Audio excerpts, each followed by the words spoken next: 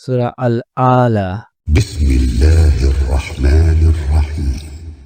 রহমান রহিম আল্লাহ তাআলার নামে। হে নবী, তোমার মহান প্রতিপালকের নামে পবিত্রতা ও মহিমা ঘোষণা করো, যিনি সৃষ্টিকুলকে তৈরি করেছেন, তাকে সুবিন্যস্ত করেছেন, তিনি সব কিছুর পরিমাণ নির্ধারণ করে দিয়েছেন, অতঃপর তিনি সবাইকে তাদের পথ বাতলে দিয়েছেন। তিনি ভূচরের জন্য ত্রিনাদি বের করে এনেছেন, অতঃপর তিনি তাকে একসময় খড়কুটায় পরিণত করেছেন। আমি যে ওহী পাঠাবো তা আমিই তোমাকে পড়িয়ে অন্তরে গেঁথে দেব, অতঃপর তুমি আর তা ভুলবে না।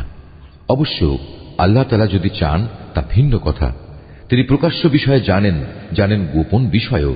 আমি তোমার জন্য সহজ পদ্ধতিগুলোর সুযোগ করে দেব, কাজেই তুমি তাদের আল্লাহ তাআলার কথা স্মরণ করাতে থাকো, যদি স্মরণ করানো তাদের জন্য উপকারী হয়।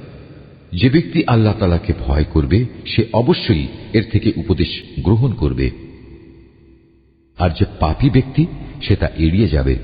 অচিরেই সে বিশালকায় আগুনে গিয়ে পড়বে, সেখানে সে মরবে না, আবার সে বাঁচবেও না। যে ব্যক্তি হেদায়েতের আলোকে নিজের জীবন পরিশুদ্ধ করে নিয়েছে সে অবশ্যই সফল কাম হয়েছে। সে নিজের মালিকের নাম স্মরণ করল, অতঃপর নামাজ আদায় করল।